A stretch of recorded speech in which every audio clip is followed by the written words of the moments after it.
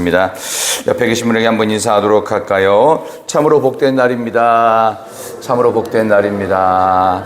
예, 복된 수요일 되시기를 진심으로 소망합니다. 주신 말씀을 가지고 습관의 폭력을 계속 끊어내라.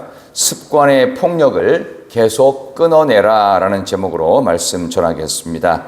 자, 예루살렘 성전이 건축된 지가 다윗 시대로부터 약 100년 정도의 시간이 흘렀습니다.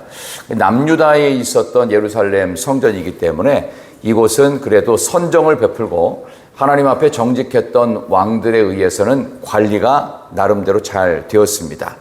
그러다가 오늘 성경 말씀의 주인공인 요아스라고 하는 7살에 즉위한 왕이 있었습니다. 어린 시절에 즉위했던 이 왕 때는 사실 그 앞에 바로 아달랴라고 하는 할머니의 그 반란에 의해서 여왕이 있었던 그 7년의 시간 동안 실제로 성전 관리가 거의 전무했습니다. 왜냐하면 아달랴라고 하는 이 여자는 이세벨의 딸이었고 우상을 갖고 왔던 사람입니다. 그러니 예루살렘 성전은 그냥 그 국민들의 여론상 그냥 내버려 두고 관리를 안 한 겁니다. 없앨 수는 없으니까 관리를 안 하다 보니까 관리를 최소한 7년쯤 안 하면, 예를 들면 우리 예배당인데요, 한 7년 동안 청소도 안 하고 왔다 갔다 하는 것도 별로 신경 안 쓰고 그러면 이 건물이 어떻게 되겠어요? 최소한 휴가 때 집만 비워도 집에 먼지가 소복히 쌓이는 걸 여러분들이 아시죠? 그러니까 사람이 드나들거나 신경을 안 쓰면 엉망이 됩니다. 그러니까 성전 자체가 굉장히 많이 엉망이 된 상태로 6년, 7년을 버텨온 거예요. 그런 상황 속에서 오늘 이제 본문이 나오는 거예요. 요아스가 왕이 되긴 됐는데 예루살렘에서 무려 40년 통치합니다. 그러니까 47살에 죽은 거예요. 그의 어머니의 이름이 시비아고 부엘세바 사람. 이 부엘세바는 그 이스라엘의 남쪽 경계 지역입니다. 사막하기 바로 직전에. 그러니까 남쪽 변방 사람이었다. 그런 거예요. 그러니까 정통 어떻게 보면 그 남유다의 계보라기보다는 그냥 왕족 계열도 아니고 어쨌든 그 변방 사람이었던 이 어머니, 그러니까 요아스 같은 경우에는 왕이 되긴 됐지만 사실은 허수아비 같은 느낌이 많았어요. 7살짜리가 무슨 국정을 논하겠어요. 근데 그를 살려서 성전에서 6년간 키웠던 고모이자 공주였던 여호세바가 숨겨 키웠었고, 그리고 또 한 명이 있었는데 그 사람이 다른 역대 상하를 보면은 고모부라고 나와요. 고모부였던 제사장 여호야다가 있었어요. 근데 여호야다가 몇 살 때 그 반정을 했느냐? 그러니까 여호야다가 언제 등단을 했느냐 하면은 84세에 등단합니다. 그러니까 여기 나오는 여기 요아스하고 나이 차이가 84년이 나는 거예요. 그러니까 갓 태어난 아기인데 84세 된 이 할아버지인데 고모부예요. 그러니까 굉장히 나이 차이가 엄청나게 나니까 이 정도 연배가 되면은 이게 아무리 왕이라고 해도요, 눈치를 안 볼 수가 없어요. 그러다 보니까 이게 참으로 묘한 구조가 됐어요.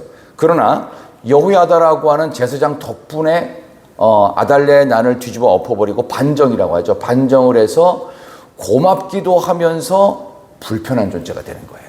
그러니까 마치 김정은에게 있어서는 그의 고모나 고모부 장성택하고 또 누구죠? 뭐 김모가 있었죠. 이제 그런 개념이 되는 거예요. 그러니까 굉장히 불편한 존재가 돼서 김정은도 거기다 제거했잖아요. 그죠? 그런 것처럼 여기 나오는 이 요아스 왕에게 있어서는 여호야다라고 하는 제사장이 또 너무 연배가 높고 정말 생각지도 못할 정도의 높은 사람이라고 생각이 드는 거예요. 그러니까 왕은 왕인데 사실은 눈치를 안 볼 수가 없어요.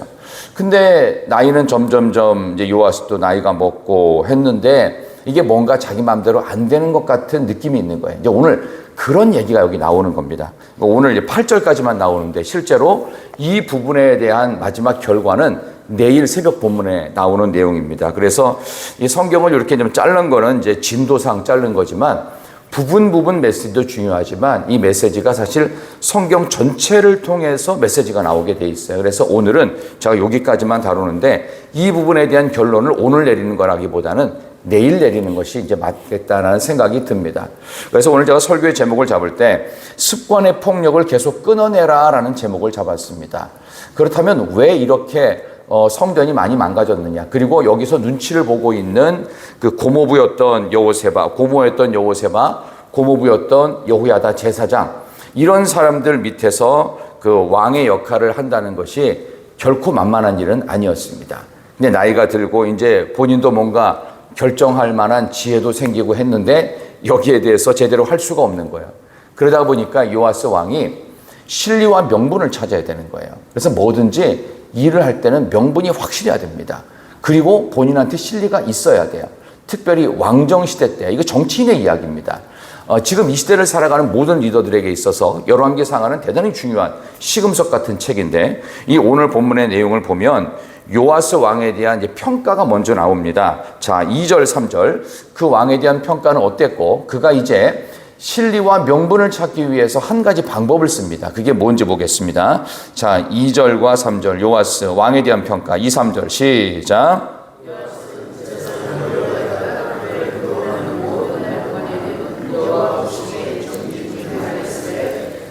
산당들을 제거하지 아니하였으므로 백성이 여전히 산당에서 제사하며 분향하였더라. 아멘.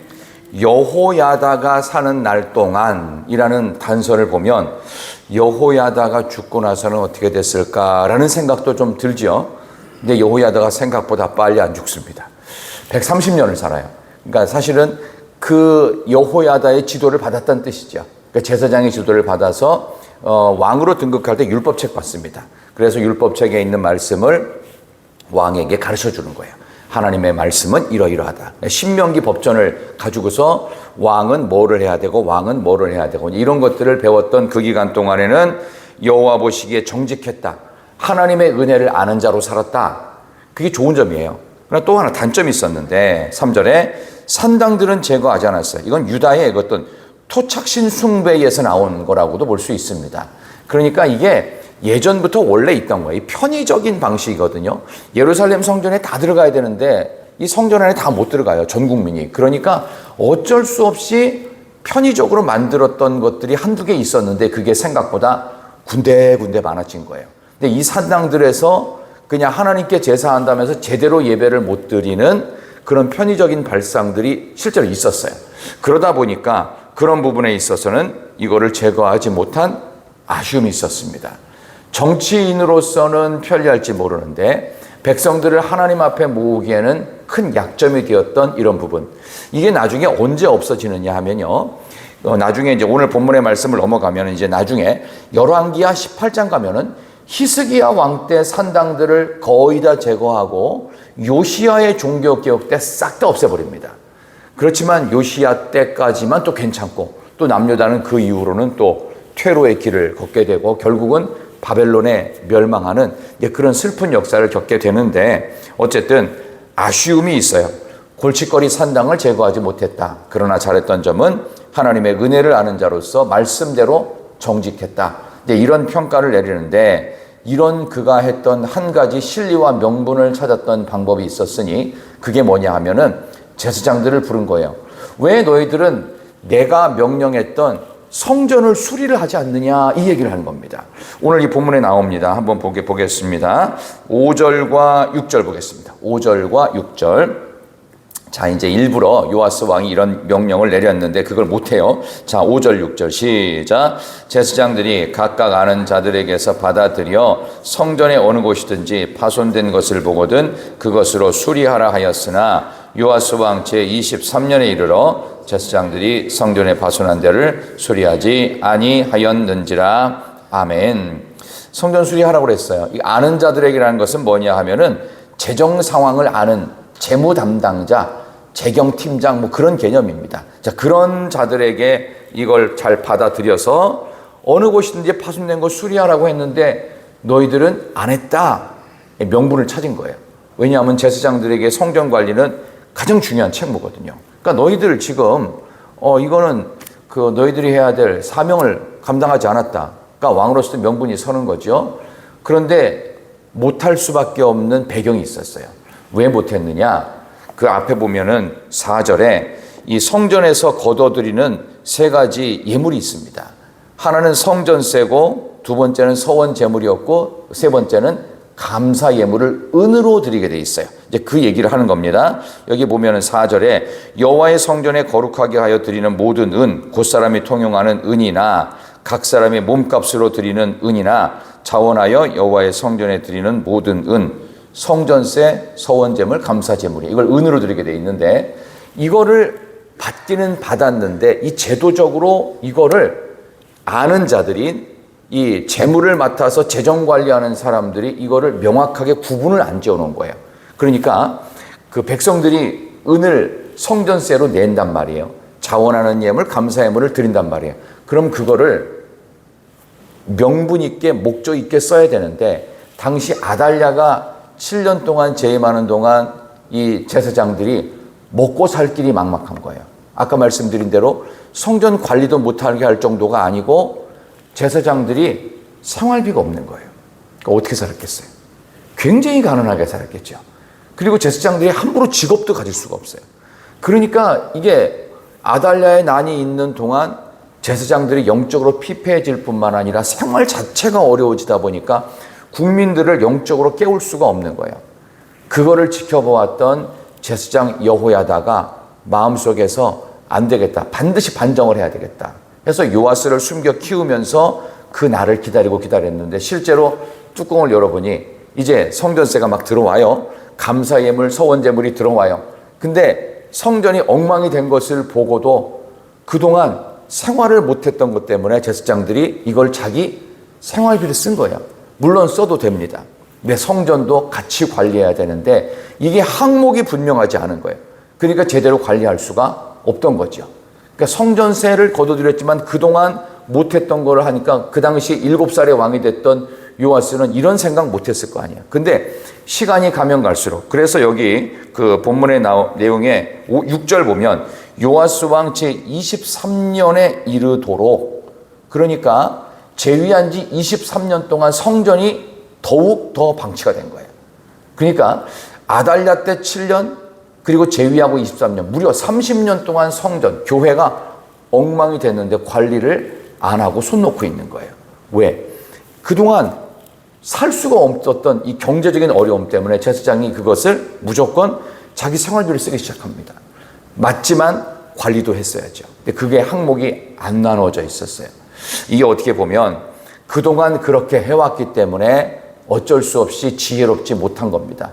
그래서 이제 신뢰와 명분을 찾기 위해서 여기 나오는데 이 부분에 대한 여호야다의 지혜로운 이제 방식은 내일 오늘 성경 본문에 나오고요. 어쨌든 이런 배경 속에서 제사장들에게 탓할 것이 아니라 그렇게 된 시스템이 어쩔 수 없었다. 이게 볼 수가 있습니다.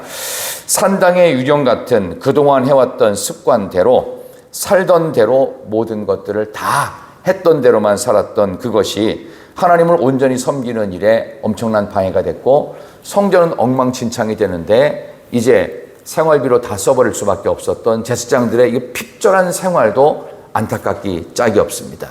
이게 왜 이렇게 됐을까요?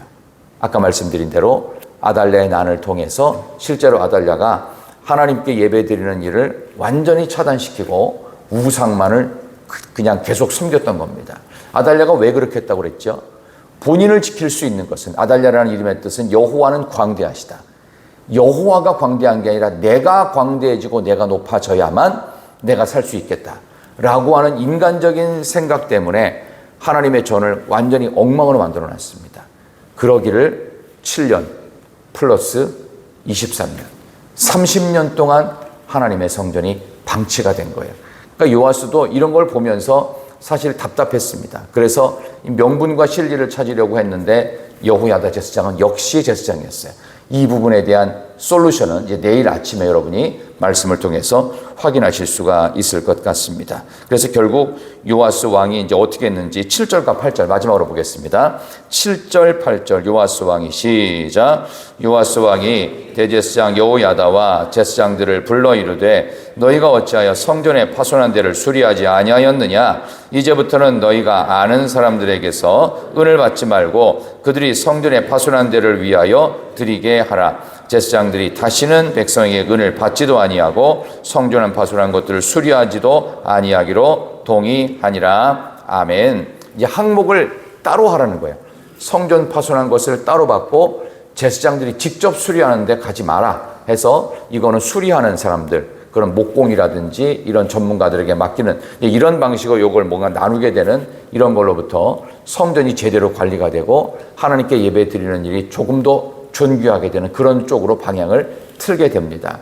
이 오랜 동안 이런 것들이 몸에 배어 있으면 이게 제대로 안 되고 아무리 제사장이라고 해도 그동안 안 해왔던 걸 다시 한다는 것은 결코 쉬운 일이 아닙니다. 우리나라 코로나를 통과하면서 많은 교회 또 목사님들 또 저 같은 목회자들도 마찬가지로 예배를 회복하는 일이 너무 어려웠습니다. 또 교회를 관리하는 일도 대단히 어려웠고 한번 말씀드린 적이 있는데 코로나 2, 3년의 시간 동안 한국당의 교회가 약 10,000개 정도가 문을 닫았습니다. 그러니까 10,000명 정도의 담임 목사님들은 교회를 잃은 것과 똑같습니다. 특별히 상가교회라든가 어려운 개척교회들은 훨씬 더 힘들었습니다. 그런 속에서 하나님께서 맡겨주신 사명을 잘 감당하기 위해서 끝까지 버티는 일은 결코 쉬운 일이 아닙니다. 그러나 그것을 버티면 승리할 수 있고 또 감사하게도 우리 희락교회는 그 기간을 예배로 잘 버틴 것이 얼마나 큰 행운이고 기쁨인지 모릅니다. 오늘 여러분들 이 말씀을 다시 한번 생각하면서 찬송가 322장에 세상에 헛된 신을 버리고 온전히 하나님만 섬길 수 있는 은혜의 자리를 지킬 수 있을 때 지켜야 됩니다. 근데 지킬 수 없었던 시간들 동안 여호야다라는 제사장이 그리고 숨겨놓았던 또 왕족이었던 이 요아스를 통해서 이스라엘 나라를 하나님께서는 특별히 남유다를 회복하시는 역사를 보여주고 있습니다.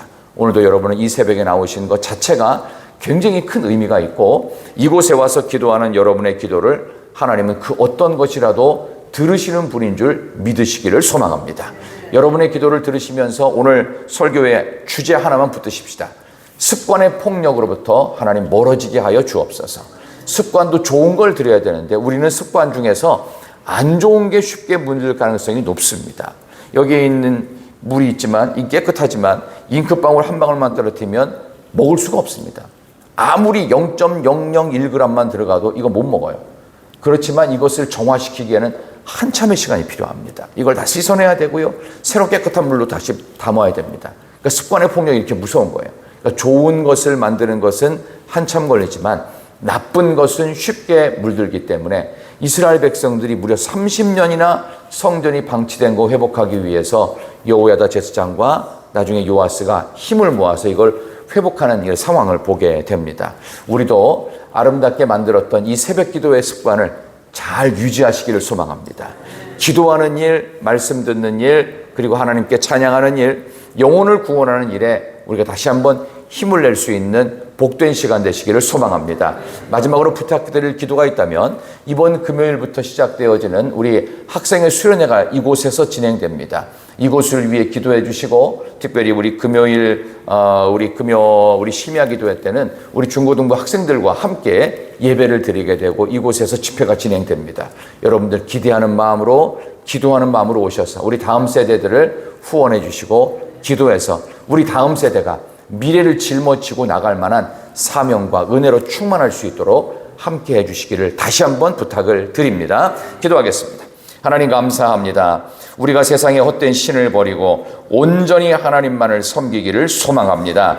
이스라엘 나라가 무려 30년이라는 긴 기간 동안 성전이 방치되어지고 핍절했던 제사장들은 자기 생활비 챙기느라고 제대로 관리도 못했던 이 예배당을 다시 한번 회복시키시는 하나님의 은혜의 역사, 우리 안에서 혹시라도 잘못된 것에 물든 습관의 폭력에 시달리지 아니하도록 하나님의 은혜 가운데서 아름답게 만들었던 영적 습관들을 잘 이어갈 수 있는 온 교회가 되게 하여 주시옵소서. 이 새벽 시간이 귀한 시간이 되게 하여 주시옵소서. 새벽의 나옴이 기쁨이 되게 하여 주시옵소서. 성령 충만의 새벽이 되게 하여 주시옵소서. 아버지 하나님, 금요일부터 시작되어지는 학생의 수련회를 통하여 우리 다음 세대, 우리 10대 우리 귀한 학생들 한 사람 한 사람, 지도하는 전도사님과 또 부장님과 선생님들 모두가 하나님의 은혜 안에서 한 마음 되어져서 우리 다음 세대를 살려내고도 남음이 있는 귀한 은혜로운 수련회가 되도록 영적인 프로그램이 되어지도록 하나님 함께하여 주시옵소서. 우리의 모든 간구에 응답하시고 우리 오늘도 함께해 주실 예수님의 이름으로 기도하옵나이다. 아멘.